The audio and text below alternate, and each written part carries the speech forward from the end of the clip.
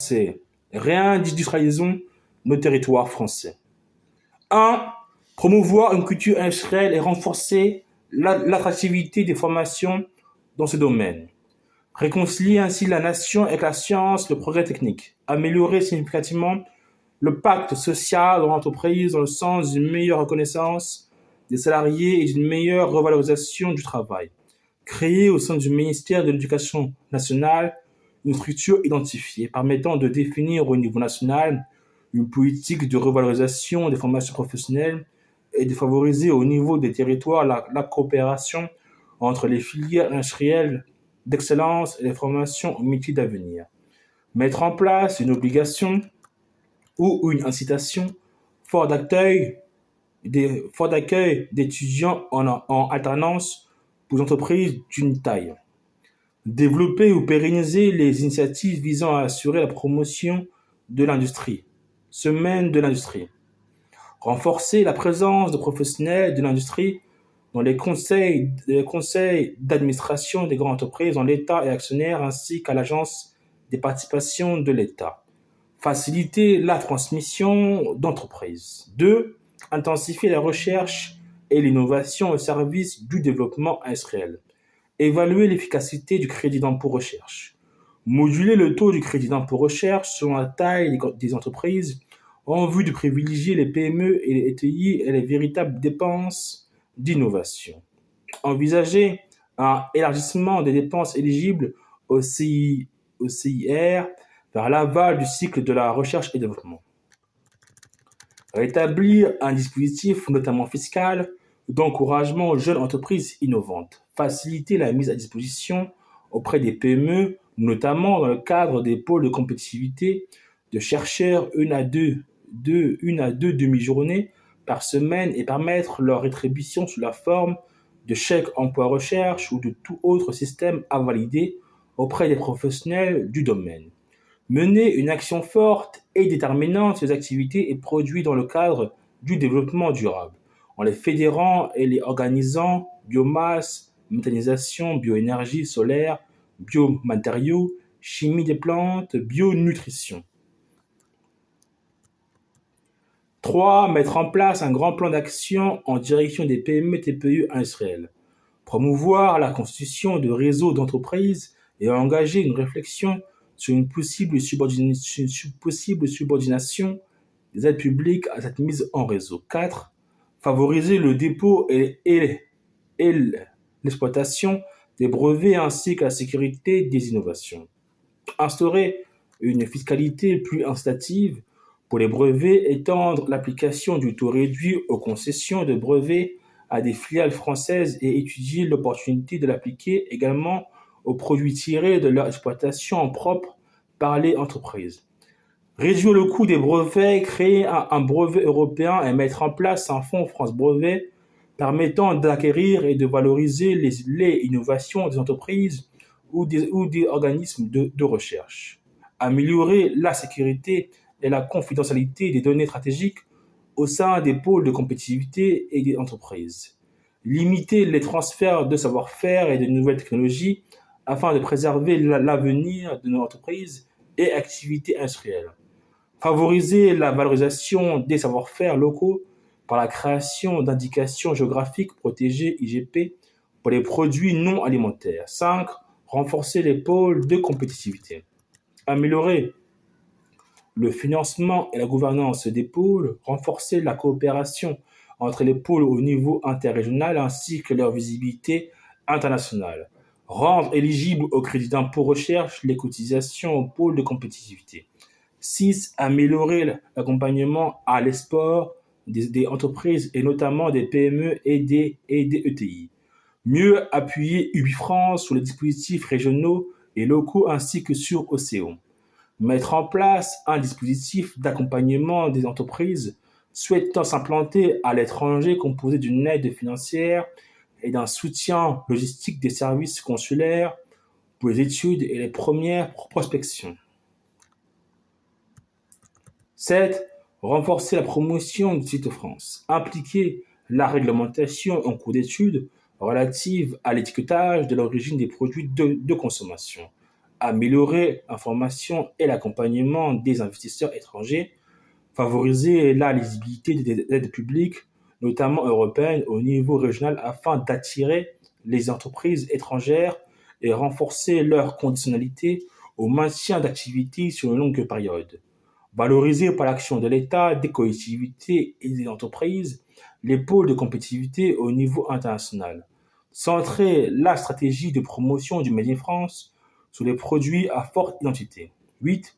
Mieux défendre les atouts de l'industrie française dans les marchés publics. Favoriser l'application systématique du principe de réciprocité. Mieux prendre en compte la dimension écologique dans les échanges commerciaux. Valoriser les atouts de la proximité.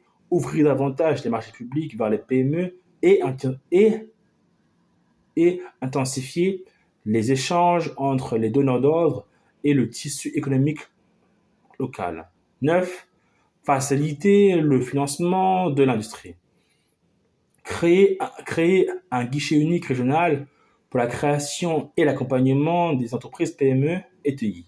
Orienter davantage les interventions du Fonds stratégique d'investissement vers l'industrie, notamment les ETI, et les rendre plus visibles dans les territoires. Privilégier l'orientation de l'épargne vers l'industrie. Épargne salariale. Éviter l'application aux prêts de trésorerie consentis aux entreprises industrielles de l'augmentation des taux de refinancement des banques. Mener une réflexion sur l'opportunité de mettre en place un grand pôle public de financement du développement industriel en liaison avec OSEO.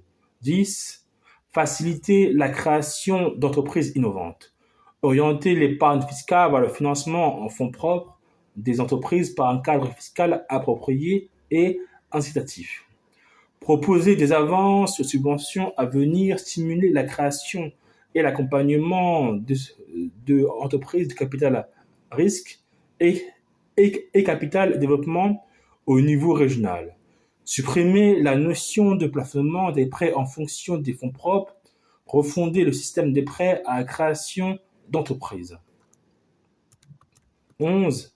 Redéployer les allègements et exonérations de charges sur les bas salaires de services par les salariés de l'industrie. 12. Autoriser les industriels à négocier des tarifs d'électricité contractuels aménagés compatibles avec les exigences européennes en prenant en compte l'effacement, l'interruptibilité et la proximité de la source d'approvisionnement. 13. Fusionner la convention de reclassement personnalisé et le contrat de transition professionnelle, CTP, et en ouvrir le bénéfice aux salariés dont le CDD ou la mission d'intérim arrive à terme, afin de sécuriser les parcours professionnels, étendre le contrat de transition professionnelle à l'ensemble des territoires. 14. Tirer les conséquences des effets de la suppression de la taxe professionnelle. Envisager la modulation du taux de la CVAE selon le secteur d'activité. 15. Développer les initiatives régionales. Constituer des bases de données pilotées par les collectivités locales, régions, recensant les activités innovantes ainsi que les marchés pertinents pour leur entreprise. Développer des contrats de filière entre la région, les territoires concernés et les représentants des différentes filières industrielles locales fondés sur l'identification des filières stratégiques pour le maintien et le développement de l'emploi local. 16. Réduire le handicap monétaire. Introduire la compétitivité, l'emploi et le développement durable parmi les objectifs de la politique monétaire de la zone euro. Mettre l'accent dans le cadre du G20 sous présidence française sur les phénomènes de dumping monétaire au niveau international. 17. Définir une stratégie européenne harmonisée. Rapprocher les administrations et les organisations professionnelles françaises des institutions européennes compétentes en matière d'aide, de réglementation et de politique industrielle, notamment par l'obligation de stage dans les entreprises pour les fonctionnaires. Progresser dans la réflexion sur l'harmonisation fiscale entre la France et l'Allemagne, ainsi que dans la définition d'une assiette commune de l'impôt sur les entreprises au niveau européen, conditionner l'instauration d'une éventuelle taxe carbone et son application en France à sa mise en place à l'échelle européenne, encourager la mise en place d'une politique industrielle dans le cadre de la stratégie Europe 2020, notamment en prenant mieux en compte l'industrie dans les autres politiques de l'Union européenne, politique de cohésion, programme cadre pour la recherche et le développement, fonds européen d'ajustement à la mondialisation.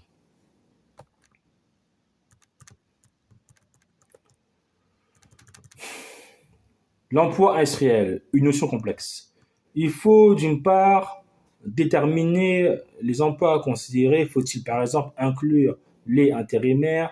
Cette question a fait débat au sein de la mission. Certains membres de la mission étant tout à fait favorables à une comptabilisation des intérimaires dans les effectifs. Les partenaires sociaux rencontrés lors du déplacement en Franche-Comté, par exemple, ont souligné l'importance du recours à l'intérim observé dans certaines chaînes de montage, pouvant aller jusqu'à la moitié des effectifs. Cette précarisation du salariat et ses conséquences sur l'attractivité de l'industrie et de ses métiers, ainsi que sur la préservation des savoir-faire, méritent d'être soulignée. Il faut surtout délimiter le secteur industriel par rapport au secteur des services. Ainsi, certaines entreprises de services vendent des produits industriels, tandis que les entreprises manufacturières réalisent une grande part de leur chiffre d'affaires en produisant des services. Enfin, les entreprises industrielles tendent à externaliser des activités autrefois réalisées par leurs propres employés. Entretien des locaux, sécurité, maintenance des équipements, gestion des ressources humaines, technologie de l'information, voire bureau d'études. Malgré ces réserves, la diminution de l'emploi industriel est incontestable. Il s'agit d'une tendance de long terme qui s'est amorcée dans les années 1970. Dans le même temps, le nombre d'emplois total augmentait de 20 millions à 25 millions, de sorte que la baisse en part relative de l'industrie dans l'emploi national est encore plus marquée. Le nombre d'emplois industriels a ainsi diminué de 36% de 1980 à 2007, soit une perte de 2 millions d'emplois. Les données les plus récentes montrent une aggravation du phénomène en 2010. La diminution de l'emploi salarié direct dans l'industrie est ainsi de 800 000 emplois entre le 31 mars 2000 et le 30 septembre 2010. La baisse étant de 90 000 pour 12 derniers mois de la période. On pourrait ajouter à ce titre la diminution du nombre de salariés intérimaires qui a représenté 52 000 emplois sur la même période malgré une légère amélioration en 2009 à 2010. De plus, la crise économique et financière de ces dernières années a détruit plus d'emplois dans l'industrie que dans les autres secteurs d'activité en France comme dans les autres pays développés. Ici encore, aucun secteur industriel n'a été épargné en 2008. 36 000 emplois ont disparu dans la production de biens intermédiaires, 13 000 dans l'industrie automobile, 20 000 dans le secteur des biens de consommation, le secteur des biens d'équipement, les industries agroalimentaires et l'énergie ont également vu leur situation se détériorer en 2009. Ainsi, on constate que la diminution relative de l'emploi industriel est plus forte en France que chez ses voisins. La part de l'emploi industriel dans l'emploi total y a reculé de 20% en 10 ans, contre seulement 15% dans l'ensemble de l'Union européenne. Les composantes de la perte d'emploi industriel. Le phénomène de la désindustrialisation résulte de 3 déterminants structurels, selon l'étude publiée en février 2010 par Madame Demoux, chargée de mission à la Direction générale du Trésor et de la politique économique. Un quart des pertes d'emplois constatées sur la période de 1980 à 2007 correspondent en fait à un transfert de certaines tâches au secteur des services par externalisation, c'est-à-dire par transfert d'un service interne à l'entreprise vers un prestataire externe. Cette composante ne correspond pas à une perte réelle d'emploi ni de qualification, la localisation et le contenu des emplois ne se modifiant pas réellement. Ainsi, à la fin de 2007, l'industrie faisait travailler directement 4 millions de salariés à temps plein, ce qui correspond à 13% seulement de l'emploi total en France, mais aussi occasionnellement 300 000 intérimaires. L'augmentation des effectifs de ces derniers plus facilement ajustable aux variations de la conjoncture, compensant en partie la diminution du nombre des emplois permanents. En, en outre, de 1980 à 2007, 2 millions d'emplois ont été créés dans la branche des services aux entreprises, dans laquelle travaillent plus de 4 millions de salariés.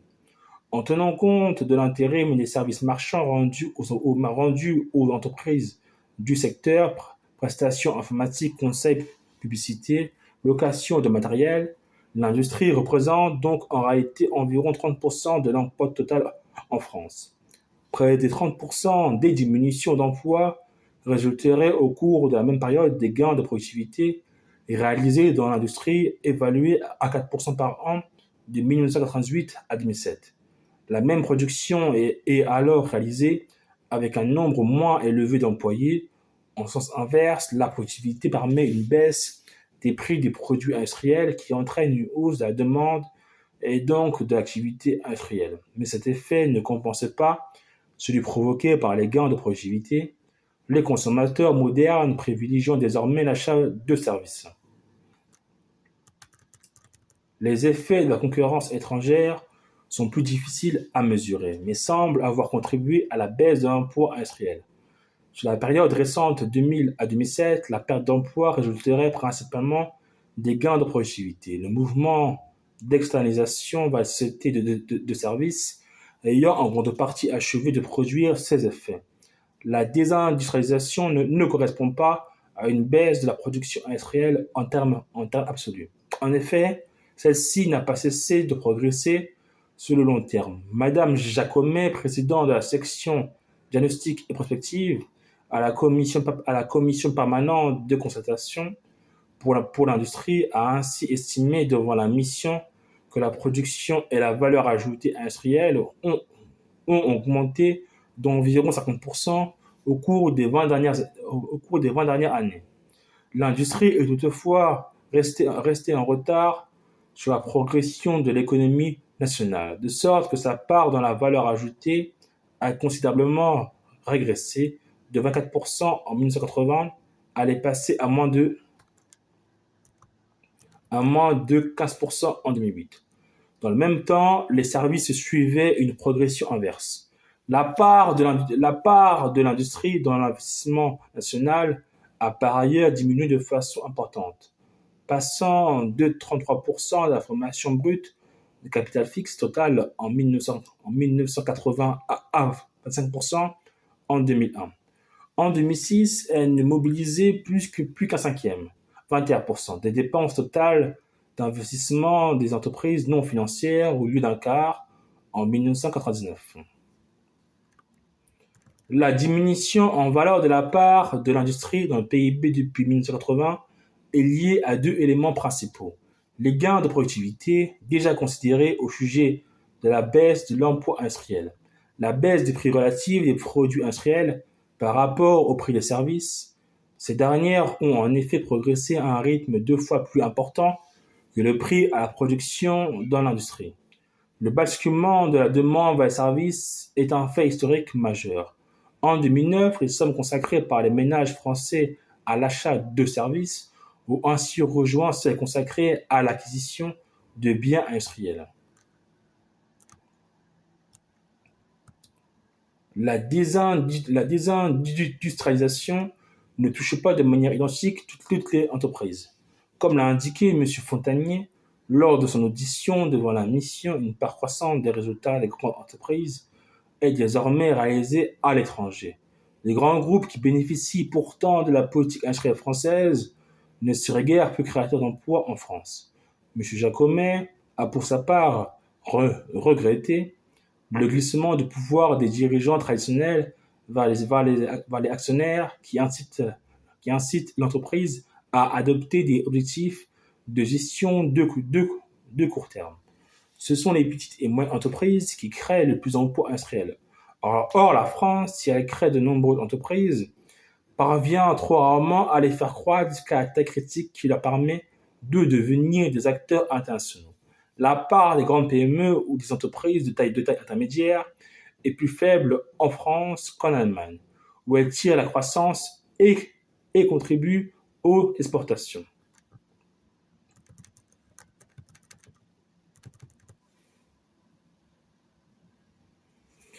La France est bien pourvue en grandes et en très grandes entreprises, avec 4 compagnies dans le classement des 25 plus grandes compagnies mondiales. Elle arrive en deuxième position derrière les États-Unis. Toutefois, 3 de ces 4 compagnies appartiennent au secteur banque-assurance et grande distribution. Des territoires également touchés. La structure économique est très différente d'une région à une autre. L'industrie représentait ainsi 28% de l'économie de la région Franche-Comté et 16% de la région Midi-Pyrénées en 2002, contre moins de 12% de l'économie des régions Île-de-France, Languedoc-Roussillon et Provence-Alpes-Côte d'Azur, et même 6% de l'économie de la Corse.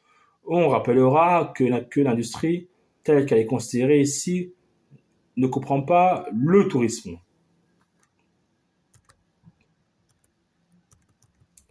Les régions ne sont donc pas également sensibles aux conséquences de la désindustrialisation. Or, la crise économique et financière a accéléré le déclassement de nombreux bassins d'emploi industriels. Sur 250 000 postes de travail perdus en 2009, 180 000 étaient concentrés dans le secteur manufacturier. De plus, les conséquences de la désindustrialisation diffèrent selon la nature et la taille du bassin d'emploi. Lorsque une usine ferme en Île-de-France, les salariés ont de plus grandes possibilités de se reclasser dans une autre entreprise, alors que les opportunités sont extrêmement limitées en temps de crise dans un bassin d'emploi restreint.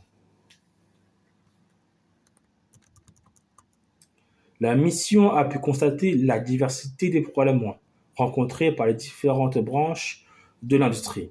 On se limitera ici à quelques exemples mentionnés lors des auditions ou des déplacements.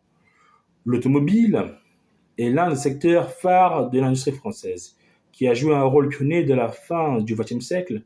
Or, une automobile française ne contribue pas nécessairement à l'emploi et au PIB français, autant qu'il y paraît, car les firmes font aujourd'hui appel à de nombreux fournisseurs dont beaucoup sont implantés dans d'autres pays.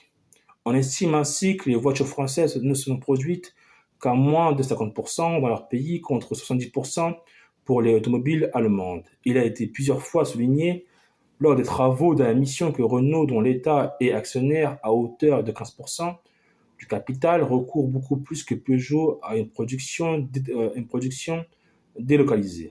Monsieur Fontanier a expliqué ce comportement par la structure différente des 2 groupes, le premier menant une stratégie de développement mondial, tandis que le second repose pour le moment sur sa capacité d'innovation. L'exemple du secteur des poids lourds, autobus et autocars en France. Les poids lourds. En 2000, Renault a vendu ses camions Renault Véhicules à un industriel devenu Renault Trucks, à Volvo AB. En contrepartie, Renault a obtenu 20% du capital du constructeur suédois, devenant ainsi son premier actionnaire et s'engageant même à augmenter sa participation au cas où celui-ci ferait l'objet d'une tentative de prise de contrôle inamicale. L'accord a porté aussi sur le maintien de sites de production de Renault Trucks en France, ainsi que sur la répartition de l'activité de fabrication et d'assemblage entre les sites français et suédois. Ce partenariat entre Renault et Volvo AB a eu toutefois pour conséquence d'obliger Renault à sortir de la jointe voiture mise en place précédemment avec Iveco au sein d'Irisbus. Fabricant d'autobus et d'autocars, La Commission européenne s'est en effet opposée à ce que Renault soit à la fois actionnaire de Volvo AB et partenaire capitalistique d'IFCO au sein d'Irisbus, les entreprises IFCO et Volvo AB fabriquant des autobus, des autocars et des poids lourds. Or, afin de rembourser les 3 milliards d'euros prêtés par l'État pour faire face aux conséquences de la crise, Renault a vendu la majeure partie de sa participation dans Volvo et ne détient plus désormais que 6% de Volvo. On peut craindre que cette cession ne mette Volvo AB à la merci d'une offre publique d'achat. La concentration qui en résulterait, dans un contexte marqué par une demande très inférieure aux capacités de production, pourrait bien constituer une menace pour les activités de fabrication et d'assemblage de Renault Trucks en France. Il convient en revanche de saluer l'engagement des groupes Scania et IFCO en France. Le groupe Scania assemble depuis 1992 des camions et tracteurs gros porteurs, plus de 16 tonnes dans son usine d'Angers qui emploie 520 personnes. Les fournisseurs sont répartis dans toute l'Europe, dans un certain nombre en France.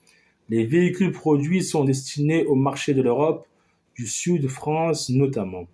IFCO produit à Bourbon-Lancy des moteurs de la famille Cursor qui équipent de nombreux modèles d'autocars et d'autobus, Fiat et Irisbus, et de camions IFCO. Cette usine emploie 800 personnes. Les autocars et les autobus.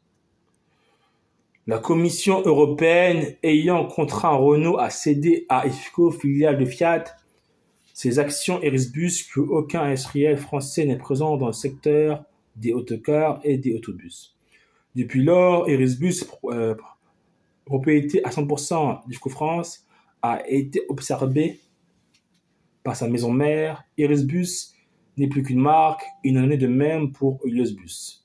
Face à l'atonie du marché, le risque est grand qu'IFCO transfère de plus en plus d'activités sur ses autres sites, République tchèque et Italie, au détriment des sites français qui produisent des autobus à monnaie et rortais, tant pour le marché intérieur que pour l'export, mais aussi des autocars de moyenne gamme et de haut gamme.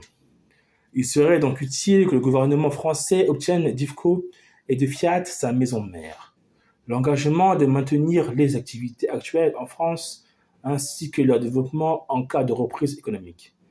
À la différence notamment du groupe MAN, Mark MAN et Neoplan, qui n'a pas d'usine en France, et Vobus France, filiale du groupe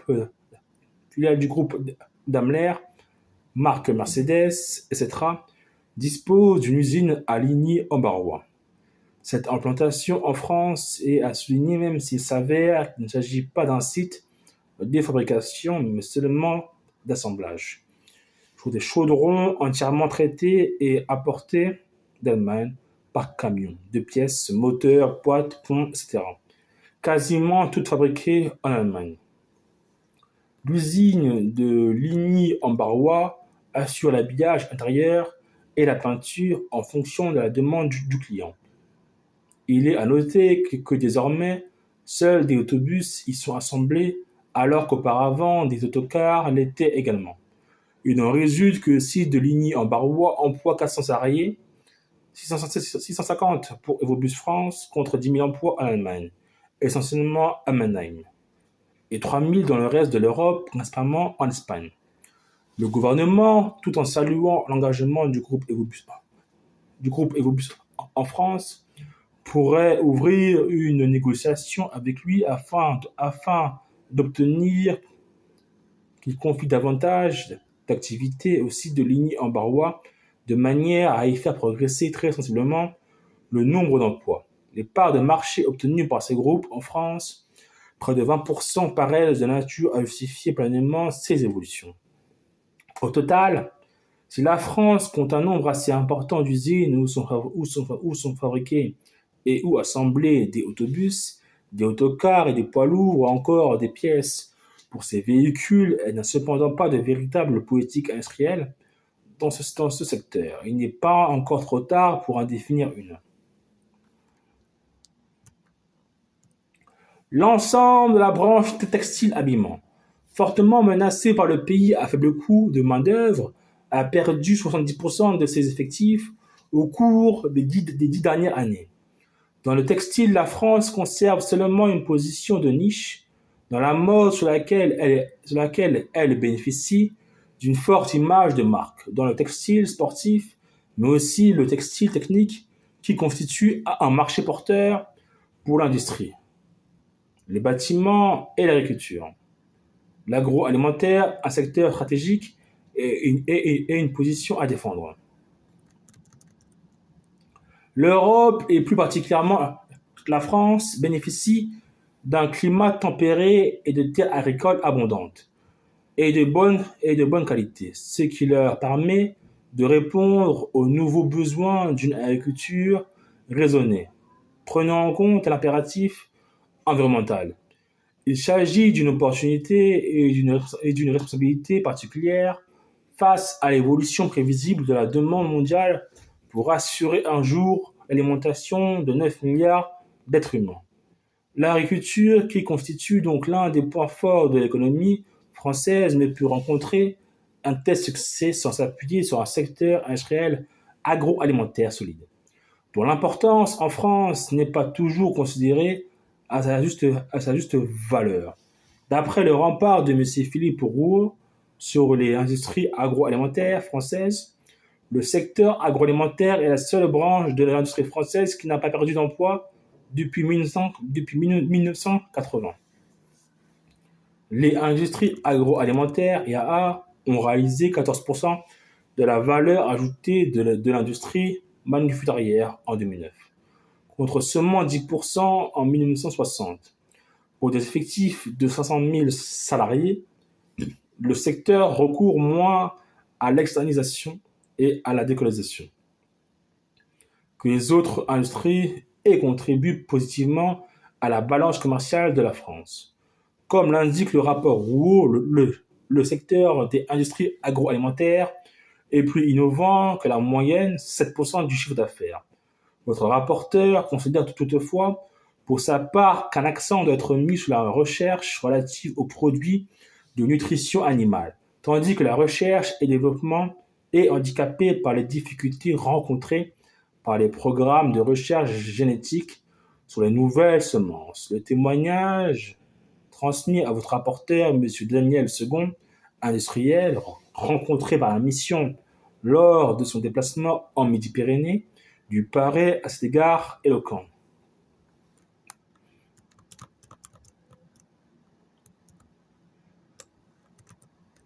D'une manière générale, la position des industries agroalimentaires est menacée. Leur solde commercial a diminué, passant de 7 milliards à 4 milliards d'euros entre 2006 et 2009. Le secteur est pénalisé dans ses exportations par l'appréciation de l'euro et sa rentabilité se dégrade. Composé essentiellement de petites entreprises, le secteur agroalimentaire, malgré des rémunérations relativement faibles, 36 000 euros en moyenne contre 43 000 euros dans l'ensemble des branches de l'économie, connaît des coûts de production importants qui pèsent sur sa compétitivité. L'exemple le plus souvent mis en avant est celui des abattoirs allemands, qui recourent à une main-d'œuvre issue des pays de l'Est, rémunérés aux environs de 7,5 euros de l'heure en raison de l'absence de salaire minimum. Au-delà de cet avantage qui pourrait se réduire dans les années à venir, les abattoirs allemands mettent l'accent sur la robotisation et l'automatisation. On voit ainsi se mettre en place une chaîne de production pour le moins surprenante et dans son recours massif aux moyens de transport peu conforme aux objectifs de limitation des émissions de gaz à effet de serre. 20% des carcasses de coches françaises seraient envoyées en Allemagne pour y être découpées avant de revenir en France sous forme de pièces. L'augmentation du coût des matières premières et de l'énergie ainsi que des emballages constitue une menace pour la survie des industriels du secteur agroalimentaire et tout particulièrement de nombreuses PME. Au sein de la filière, cette augmentation ne peut être supportée par les seuls agriculteurs et industriels, créateurs de valeur et d'emplois. Enfin, nombre d'acteurs du secteur agroalimentaire mettent en avant des difficultés dans leurs relations avec les distributeurs. La loi de modernisation de l'économie n'ayant pas suffi à assurer un meilleur partage des marges entre l'amont et l'aval de la filière, comme l'a constaté notre collègue Lamu dans son rapport sur la mise en œuvre de l'LME, le déséquilibre entre les fournisseurs et les distributeurs lié à la structure oligopolistique de ces derniers persiste dans les faits. Les industriels du secteur agroalimentaire ont dénoncé devant votre rapporteur le comportement des enseignes de grande distribution et appelé à une solidarité des distributeurs afin de préserver la pérennité de ces emplois et du modèle agroalimentaire français, dont dépend l'indépendance alimentaire du pays. Dans un contexte d'augmentation des prix des matières premières, de l'électricité et des emballages métalliques, les industriels agroalimentaires, dont les marges sont faibles dans certains secteurs, soulignent la nécessité pour les distributeurs d'accepter des hausses de tarifs. Le développement de l'industrie verte est un enjeu majeur dans la perspective du réchauffement climatique et de l'impératif de réalisation des objectifs fixés par l'accord 3x20 à l'horizon 2020. L'Union européenne doit consommer 20% d'énergie d'origine renouvelable. Diminuer ces diminutions de gaz à effet de serre de 20% par rapport à 1990 et réaliser 20% d'économie d'énergie. Or, l'industrie française ne parvient pas à tirer suffisamment parti des objectifs posés au niveau national et européen. Comme l'a observé devant la mission commune d'information M. Rousseau, directeur de la Direction générale de la compétitivité, de l'industrie et des services du ministère de l'économie, nous ne disposons pas de grandes entreprises compétitives dans ces secteurs. Tous les grands groupes industriels français compétitifs au niveau international appartiennent à des secteurs plus traditionnels. À titre d'exemple, un secteur tel que la chimie verte du végétal devrait contribuer particulièrement aux objectifs climatiques. De nouveaux procédés développés en coopération avec les pôles de compétitivité doivent permettre de fournir des produits élaborés dans le respect de l'environnement. La chimie verte doit pouvoir s'appuyer en France sur les capacités de recherche du secteur chimique comme sur la force du secteur agroalimentaire décrit précédemment. La mise en œuvre et l'appui de filières éco-industrielles performantes ne sont pas à la hauteur des enjeux et des possibilités de développement attendus. Il existe pourtant, disséminés dans les territoires, y compris les départements et collectivités d'outre-mer, des PME et TPE, qui pourraient être appuyées et mises en réseau, et dont les programmes de recherche et développement et de recherche appliquée pourraient être mieux mobilisés. Cette situation est particulièrement marquée dans deux secteurs en pleine émergence. S'agissant de la filière éolienne, en 2007 à 2008, les acteurs français n'ont représenté que 5% des équipements installés dans l'Hexagone, alors que la production d'électricité d'origine solaire, favorisée par des tarifs de rachat avantageux, se développe à grande vitesse. La France a importé 80% de ses panneaux photovoltaïques en 2009, faute d'une filière de production de cellules solaires compétitives. L'existence d'une obligation d'achat de l'électricité solaire par les opérateurs a eu pour effet une explosion des projets d'installation de panneaux photovoltaïques en 2009 et 2010, qui a contraint le gouvernement à suspendre provisoirement le dispositif par un décret du 9 décembre 2010, sauf pour les petits projets résidentiels, afin de prendre le temps de définir un régime soutenable pour les finances publiques. Dans le contexte actuel, alors que le Japon est touché par une crise nucléaire grave, il s'avère indispensable d'accélérer le développement des énergies renouvelables et qu'à cet effet, des règles puissent être définies. La situation nouvelle aujourd'hui exige une politique énergétique mixte incitant de manière volontariste à la production d'énergie à partir de sources renouvelables, y compris le photovoltaïque. Les membres de la mission appartenant au groupe socialiste regrettent profondément qu'un état précis des acteurs français de cette filière naissant de l'état de la recherche et développement dans ce secteur ait une définition de critères environnementaux exigeants n'ait pas procédé la mise en œuvre d'avantages fiscaux et la création de fait d'une bulle spéculative. Le moratoire de décembre 2010 a constitué un choc pour de nombreux entrepreneurs locaux qui, au contraire des grands acteurs du secteur, ne possèdent pas forcément une grande solidité financière. Un nouveau cadre réglementaire publié le 5 mars 2011 a fixé de nouvelles règles comportant notamment une baisse d'environ 20% des tarifs d'achat de l'électricité, la limitation du tarif d'achat aux installations d'une puissance de moins de 100 kWh crête, un système d'appel d'offres étant instauré au-delà. La fixation d'une trajectoire cible de 500 MWh de puissance installée par an, à laquelle devrait s'ajouter la mise en œuvre de certains projets déjà en cours.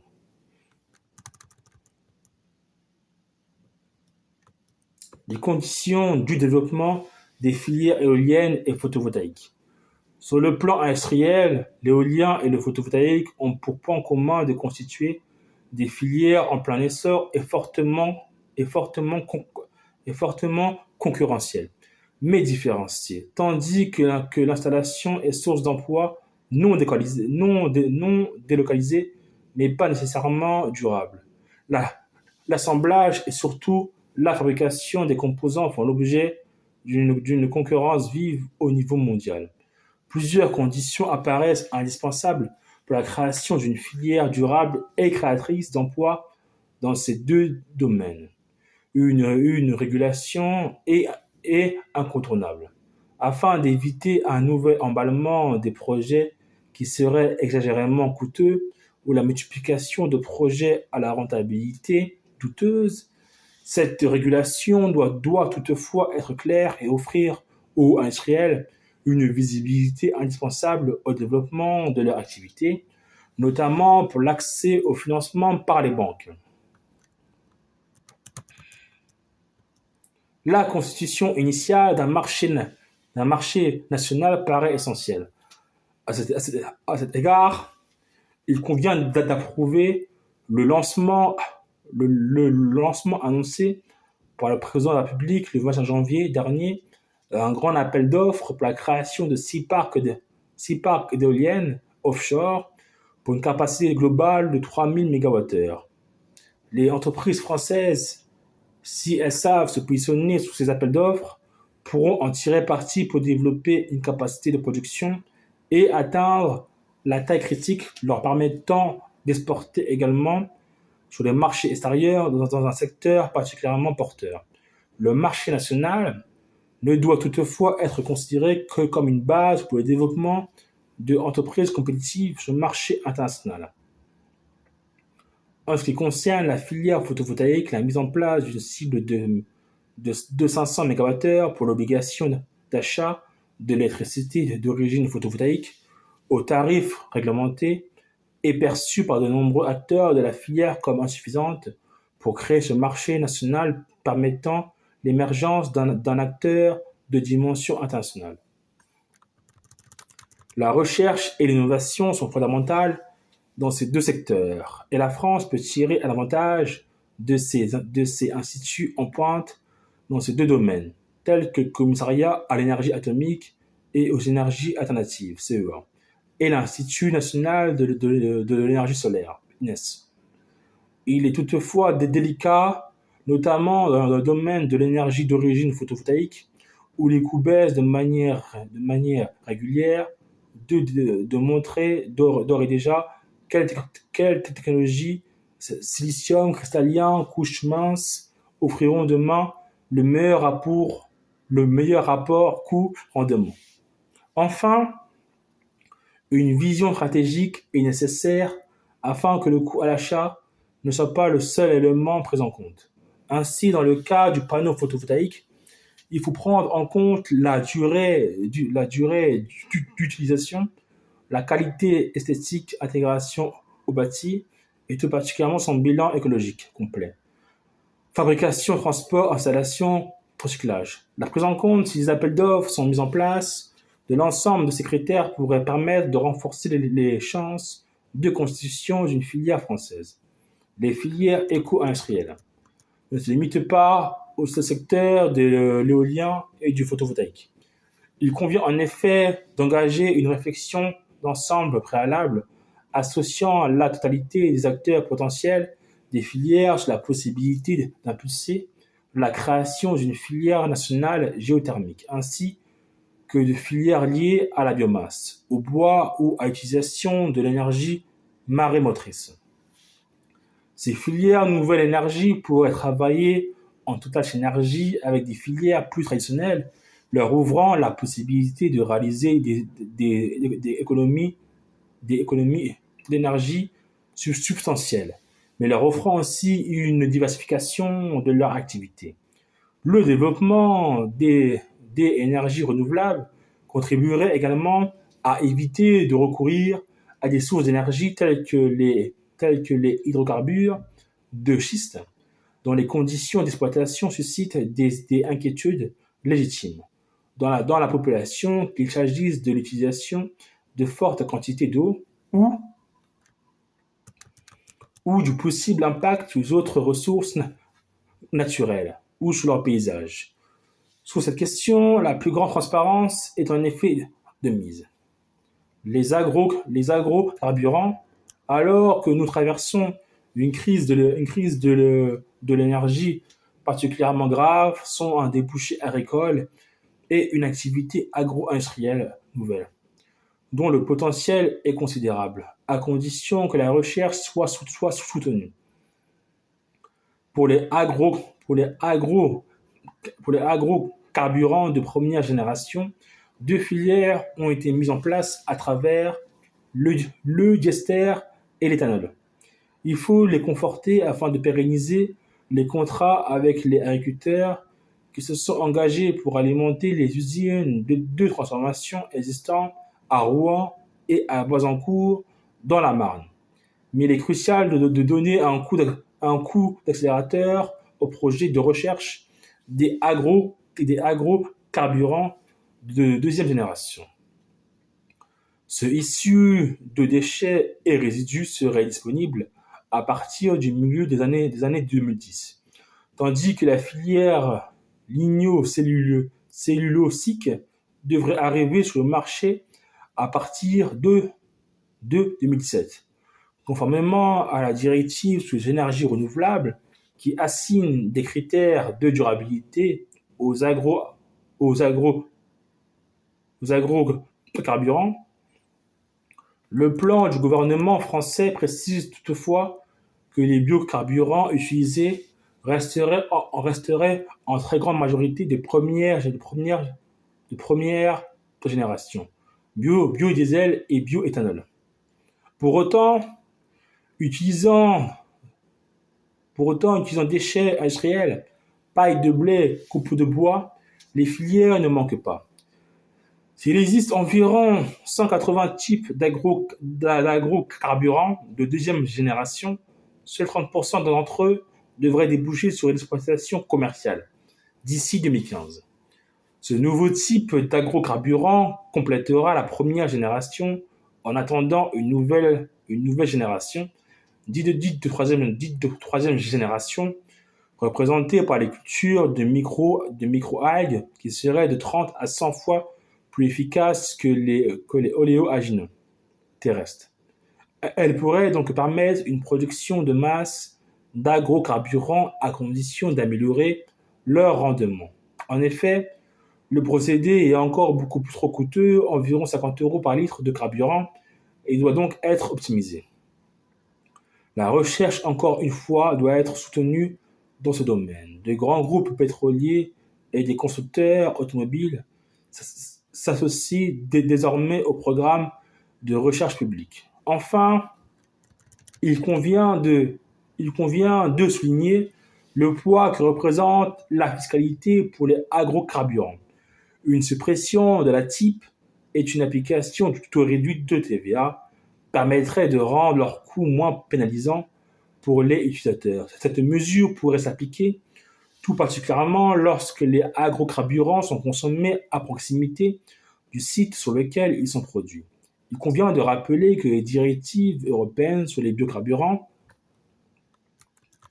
et les énergies renouvelables ont fixé pour la France, comme pour les autres pays de l'Union européenne, à 10% la proportion d'énergie qui devrait être produite à partir de sources renouvelables dans les transports en 2020. La filière bois est un véritable atout pour notre pays. Nous savons produire du bois de qualité, mais nous ne savons pas suffisamment l'exploiter et le transformer. La France, la première puissance européenne en matière de volume de bois sur pied, mais elle est pratiquement la dernière en termes de consommation de bois par habitant. Le secteur forêt-bois en France représente plus en termes d'emploi que le secteur de l'automobile dans son ensemble. 550 000 emplois pour 100 000 entreprises essentiellement réparties en milieu rural. Dans un rapport intitulé Mise en valeur de la forêt française et développement de la filière bois remis au président de la République en avril 2009, l'ancien ministre Jean Puech proposait 12 mesures structurelles pour redynamiser la filière à partir d'un constat paradoxal.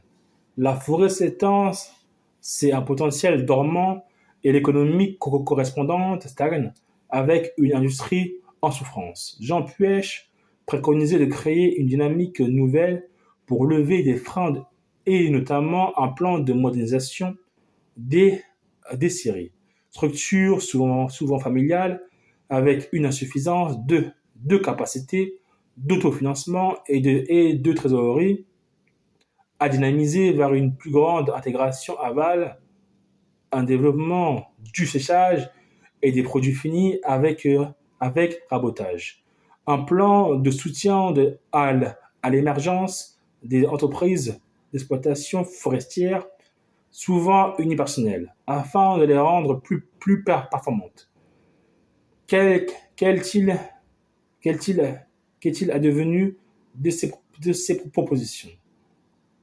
La filière bois est une des filières, dites des filières vertes, qui devrait être prioritairement soutenue, notamment dans le prolongement du Grenelle de l'environnement.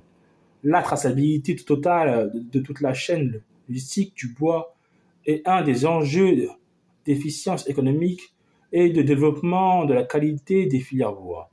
Elle permettrait en outre de limiter l'exportation et l'importation illégale de bois. Le secteur de la mécanique agricole mérite enfin une attention particulière. Ce secteur occupe malgré lui l'actualité puisque le mercredi 9 dernier, l'entreprise McCormick France à Saint-Dizier, fabricant de transmissions pour tracteurs en liquidation depuis décembre 2010, a été repris par un acquéreur chinois. D'une manière générale, les producteurs de gros matériel localisés en France sont en grande partie des filiales de grands groupes étrangers, alors que des entreprises à capitaux français se distinguent à l'échelle européenne, voire mondiale, spécialisées notamment dans la pulvérisation et la viticulture. Les capacités d'innovation jouent un rôle fondamental dans l'évolution de ce secteur.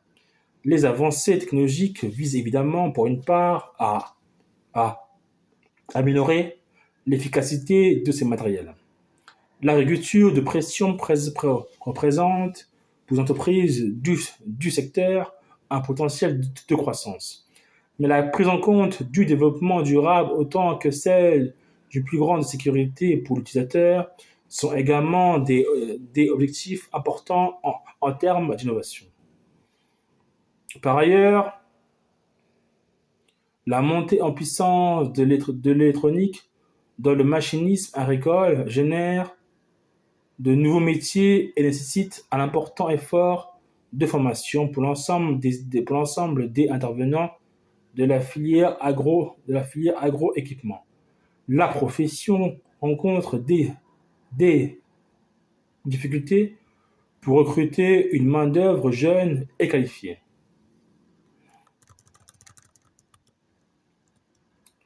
Toulouse a toujours été une ville pionnière dans l'aéronautique, mais comme il a été rappelé lors du déplacement de la mission en Midi-Pyrénées, c'est l'intervention de l'État qui a permis, au lendemain de la Seconde Guerre mondiale, le développement d'une filière de la construction aéronautique compétitive au niveau mondial.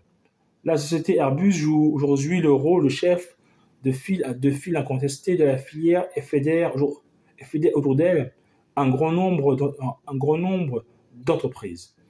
Sous-traitant de premier ou deuxième rang, l'ensemble du territoire est ainsi irrigué par un état d'esprit industriel qui a permis, entre autres, de contrebalancer le déclin de, le déclin d'industries plus anciennes telles que le textile en Midi-Pyrénées et la construction navale en Pays de la Loire.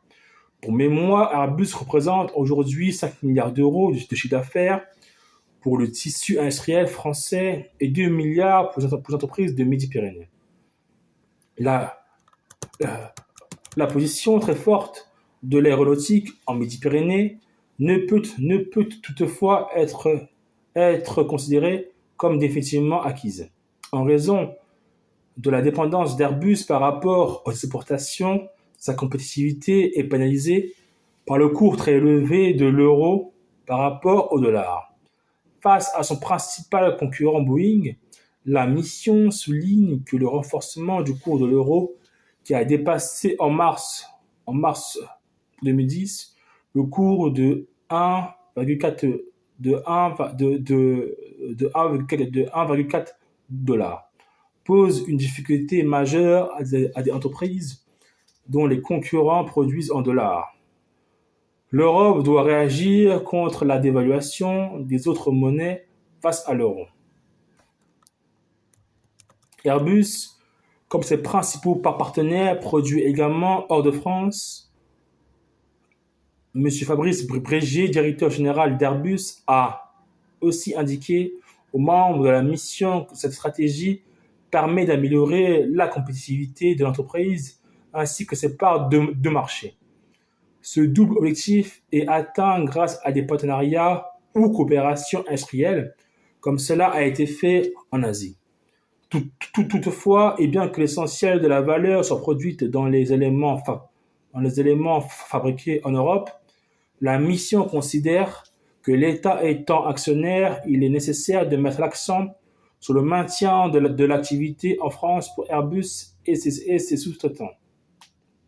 L'aéronautique doit enfin faire face à la difficulté de se développer sur des marchés tels que les États-Unis, qui n'hésitent pas à protéger de facto leur marché à travers les conditions imposées dans les marchés d'offres, comme on l'a vu lors du feuilleton des avions ravitailleurs de l'US Air Force. Le principal défi à long terme d'Airbus sera de parvenir à demeurer compétitif malgré l'arrivée de nouveaux compétiteurs provenant des pays émergents, notamment la Chine et le Brésil. Mais c'est aussi grâce aux efforts importants effectués en recherche et technologie que la France est parvenue à construire une industrie aéronautique de premier plan. Pour la maintenir à un niveau face à la concurrence actuelle et à venir, Il est indispensable de poursuivre le soutien à l'innovation, notamment dans le cadre du grand emprunt. Il est également essentiel de poursuivre la structuration de la filière et des sous-traitants de rang 1, 2 et 3. Il faut se féliciter d'une manière générale de la mise en place en 2010 d'un comité stratégique de la filière aéronautique qui devra devenir pleinement opérationnel à moyen terme. Vive la France, vive la belle industrie française et la République française.